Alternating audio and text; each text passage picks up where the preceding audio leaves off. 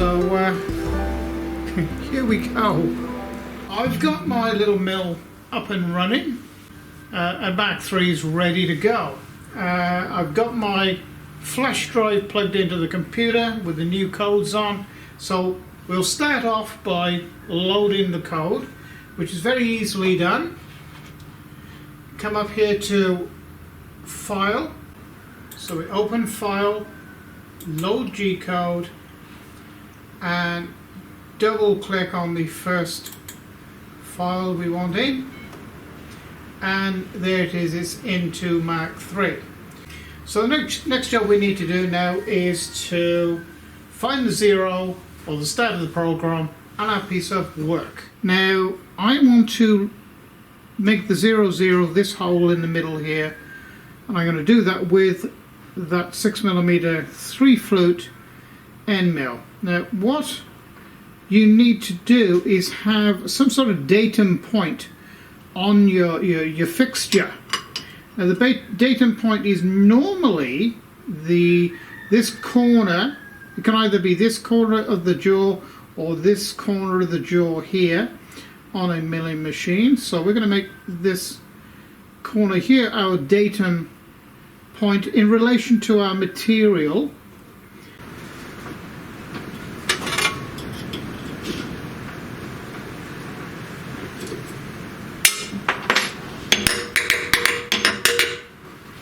So now we're going to find the 0, 0 point of our start of our piece of work, which is that hole there, or we're going to zero off that hole.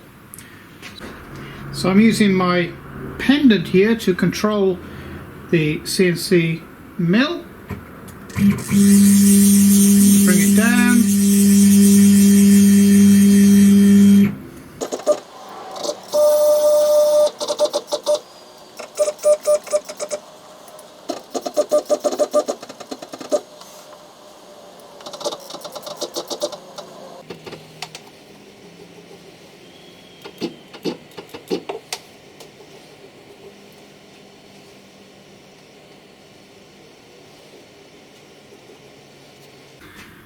Okay, so now I can reset the 0 point in the X and Y after finding the center of that hole.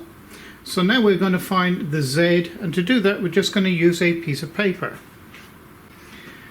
Okay, so I've just taken the tool out of the hole and off to one side. I'm just going to bring the tool down slowly.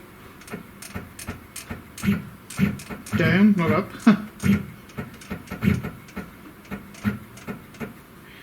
Just move the paper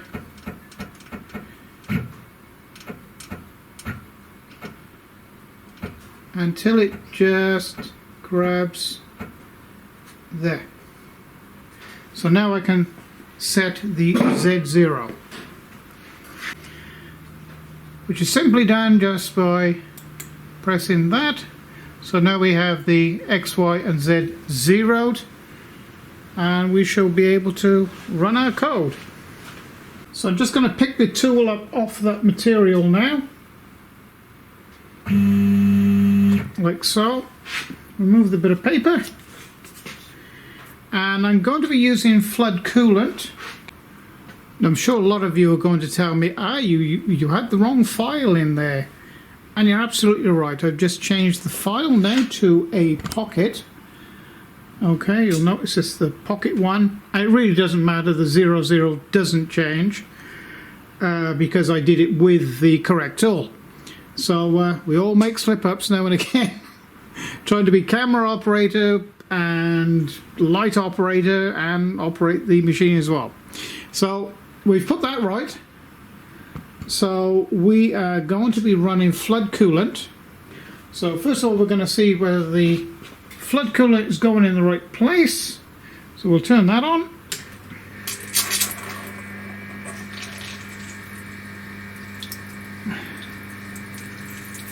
There, like that, somehow.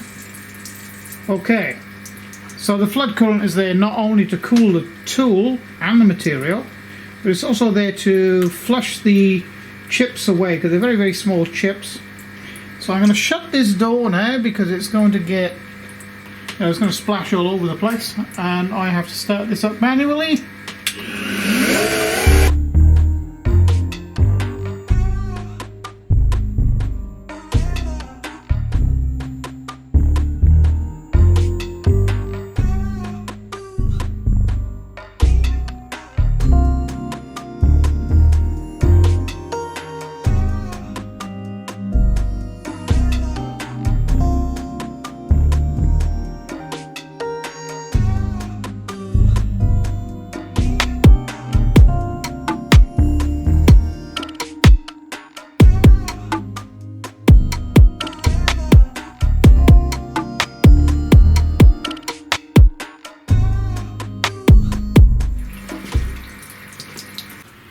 Okay, so that was op 1. Incidentally, if you want to not use a pendant, it's fine. You can just use a keyboard.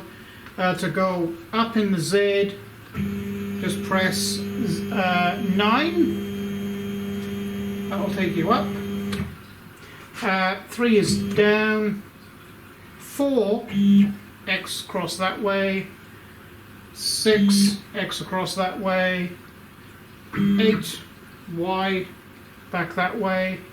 2, Y back towards you. So you have full control on the keypad as well. So let's just get rid of that material, waste material. I'll actually blow it off a bit.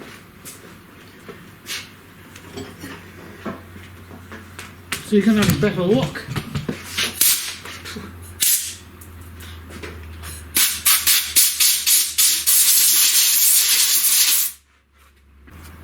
I'll bring you in just for a better look. Look at that. Absolutely perfect. Perfectly cut. So that was done very, very conservatively. And here's the slug. And you can notice that in the last video I did show you how to construct the toolpaths for doing something like this. And we did leave a tab on it, but the tab wasn't actually thick enough. It was just a token tab, we'll call it. So anyway, it's a perfectly cut out hole, which is what we required. So what I'm going to do now is I'm going to run all the parts for cutting this pocket, and then we'll come back and we'll spot the holes.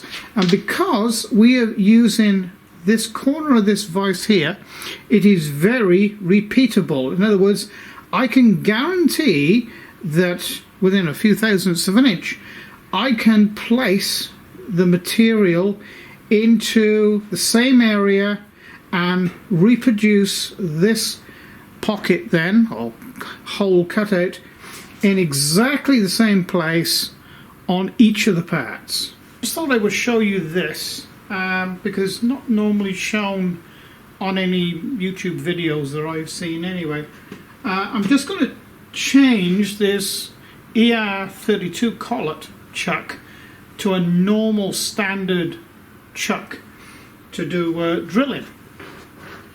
So I only just thought of this, so I've already undone the taper here, which just means slackening this nut off and just whacking the top here with a hammer. That comes out. This is the new arbor then. So we take this one off, and this is a standard type of drill chuck.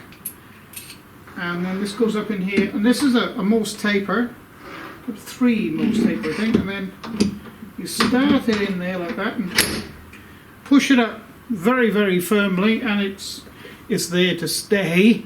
Taper to taper sort of fit, but to hold it there, to make sure it doesn't come undone, you put this nut on like this, and there's a little keyway inside here, and I just put an Allen key in there to lock it, and then you just tighten this up to pull the, there you go, no need to do it any tighter than that, and then that's how to change to a normal chuck.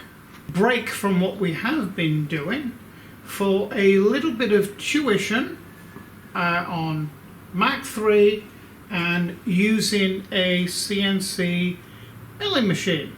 If you have, please press like and subscribe. And if you like my videos and like what you see, you may consider becoming a patron.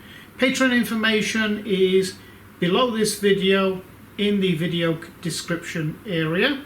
That would be a great help because it's the patrons behind this channel that allows me to bring videos like this to you. There's also a Carveco discount code in the same area for 5% across the board, and there is also a Fusion 360 discount code of 20% if you have to purchase it for a business hobby or whatever. So thank you for joining me, and I hope you join me for the next thrilling episode.